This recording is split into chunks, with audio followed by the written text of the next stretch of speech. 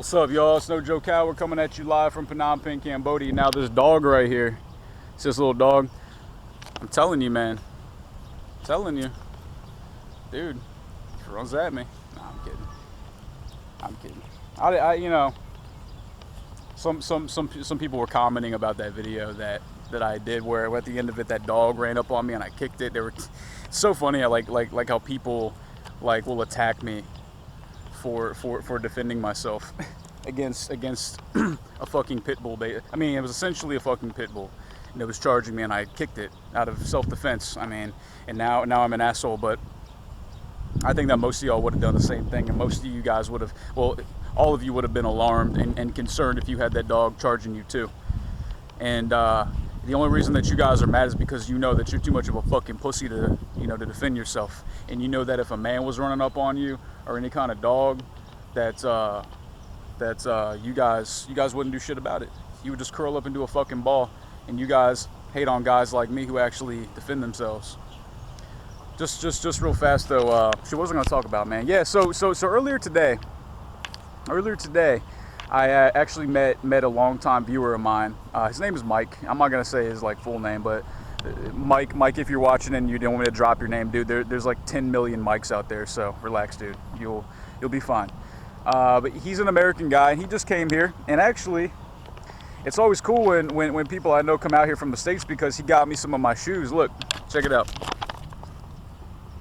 Check these bad boys out. That's right. That's right. That's right. Yeah, because when I first moved here, I actually had a pair of these. In case anybody wants to know what they're called, they're made by a company called Vibram, Vibram, and they're called Five Finger shoes. They're not technically called toe shoes, but they're also known as that. They even make socks for them. But when I first moved here, I had a pair already for like a long time, for maybe like a year already. And God, they're great. They're fucking awesome shoes. I know that people talk shit. They're like, oh, you look like a fucking nerd. You feel fancy now. You all new age. You fucking hippie or just whatever. You know how people talk shit, man. It's like there's always gonna be haters, man. But I'm telling you, these things fit my feet like a glove, and I just feel so light on my feet. I have really good traction. They're good for any kind of environment. Like you can go into a river or lake with them. They're amphibious shoes. You can wash them in the washing machine, and they just dry them off in the fan or whatever, and they're just good. And anyways, he brought me a pair and some other things for some friends of mine. But I digress. Hey, ladies, would you fuck a guy or would you date a guy who talked like that? Yes, well actually I was valedictorian 2006, my freshman year. I don't even know what I'm saying right now. And what I really like to do is I just like to spread a woman's legs open and I just like to, it's like taste her vaginal walls with my tongue. And I don't know, the feeling of her heartbeat as I'm stimulating her vaginal walls, her moist vaginal walls with my tongue. She just, ladies, would you guys date a guy like that? Who not only had a voice like that, but broke it down like that. Who really put it that way. Your moist vaginal walls. Dude, I'm goofy as fuck. I digress. So I was talking to this guy, Mike, and cool guy. I mean, he's a really, really super nice guy. I actually really enjoyed talking to him. Very, very intelligent, very, very smart guy, very knowledgeable, and I feel like he'd be a good guy to have on your side, especially if you need someone's asses whooped, because he's this big ass dude from he's from Idaho, and he's he has a lot of experience in wrestling, and he was telling me about it and just telling me how he likes to to train and all that, and how he knows how to use what he's got, and that's respectable. I definitely don't want to tangle up with you, Mike. I'm all set on that, buddy. You can be my my fucking bodyguard though. How about that? And something that we had talked about, he was asking me for my advice on what's a good, if I'm gonna come here with thousands of dollars, for example, and start a business, what kind of business would I do? Now, guys, if you guys have been following me for a long time, you know I'm no fucking business expert. You know I'm not educated, at least in the field of business. I'm educated in certain realms, just when it comes to opening businesses and financing and all that, taxes, you guys know what I mean. I'm not, That's not my thing, man. That's not my thing. So basically what the conclusion that we came to is, well, it's got to be something that stands out. Because if you're going to come to Phnom Penh and open up, for example, a guest house or a restaurant, well, dude, man, you better stand out. You better make something special, dude. That's just like, I mean, you know, like that's just like going to fucking India and opening up like a naan bread stand. Or, you know, I mean, like, that's like me going to I'm having like a really hard time thinking of analogies here, huh? Jesus Christ. That's like me moving to Cambodia and open up a fucking guest house. How about that? So, yeah, guys, I mean, you have to stand out. And something, you know, like if you have like a special skill, for example, like take this guy Mike, like he has experience with wrestling. So he could actually probably coach wrestling on some level. Now, is he going to make a lot of money right off the bat? No, probably not. But there aren't many wrestling coaches here in Phnom Penh that I know of, and if there are, they don't speak English because they're Khmer, you know. So an English-speaking wrestling or grappling coach would be in high demand, in fact, because there's several martial arts gyms here, but none of them really seem to have like a solid grappling coach. Like whether it's wrestling or BJJ, doesn't really seem. I mean, like it's here, but it's on a very low level from what I understand, and it's not really prevalent. That's one of the main reasons that Cambodians don't have a big name when it comes to MMA, is because their stand-up is great, but their ground game typically isn't the best, simply because they don't have good training here for grappling. Their stand-up is good. So it would have to be something that stands out. I mean, like with me, my skill set is, you know, well, like one of my many skill sets is that I know how to box, I know how to fight, I know how to be in very good shape, and I know how to get people to do that. I know how to teach people, and I love teaching people, so why not do that?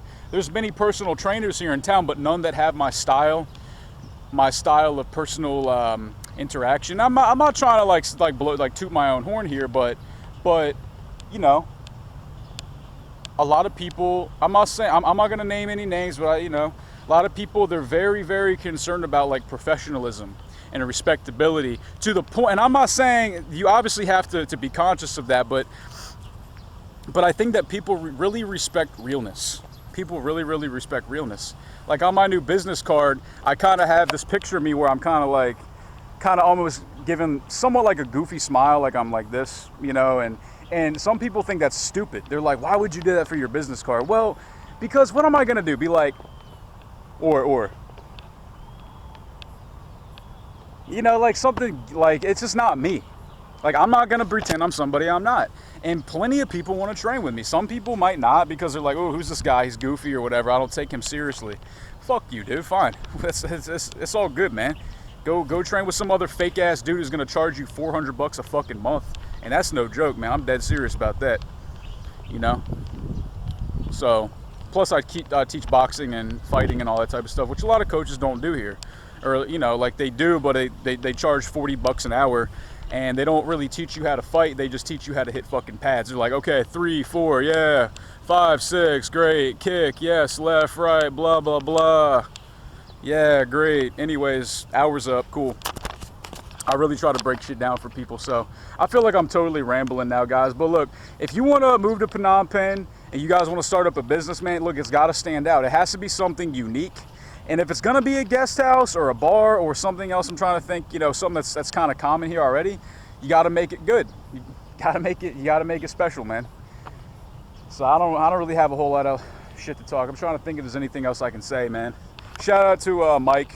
Cool guy, man. I hope you enjoy your time here in Cambodia. Good guy. Yes, one last thing. I just made this video about this guy. I had mentioned that he wanted to like send me some money to like go out of town for a day or two. His offer was a little bit ridiculous to me. I don't really think he understands what it is, like what it takes to do what I'm trying to do here. Maybe I didn't explain it well enough to him, but what I would like, rather than money, so like just an idea I have, something I would really like is a GoPro. So if anybody's interested in, or fans are interested in donating cash or whatever, or simply just sending me, if anybody has a fucking GoPro, you can send me a GoPro. Like if you guys don't want to donate money necessarily, I would like to use it, because what I would do is I'd ride my bicycle here, And I've had this idea for a very, very long time, and I think it's a cool idea, and I hope nobody fucking takes it now because I'm gonna say it, but like what I want to do is like ride my bike around with my GoPro on and have like a bike ride podcast sort of. Like it might not be super long, maybe like a half hour or more, but basically I would ride anywhere around Phnom Penh or just anywhere I go, really. Anywhere in Cambodia, I guess. And I would just, you know, like you guys would see what I see as I'm riding, and I would like comment on random shit. You know, I would talk about info or just, you know, I just be me. I would just ramble. And I personally think it was a fucking cool idea because who does that? I mean, maybe there's something like that out there, but I don't know of one. If I find out you guys take my fucking idea, I swear to God. I swear to God. So guys, send me a GoPro, man. If you guys want to shoot me an email, like I don't care if it's used or whatever. The only thing that I need is it has to have like an SD card, like the same that you use for like a digital camera, and it would have to be able to record sound and visual, and maybe have like a maybe like 30 minutes of memory. Jesus, I'm stuttering. Fuck. Anyways, guys, nojokestriking@gmail.com, bitches. That's nojokestriking@gmail.com, bitches. I already did that one today. Shit. I don't know. If you guys have any new like bitches ideas or just anything, I don't know, guys. Email me at nojokestriking@gmail.com. I'll go fuck yourself. Peace.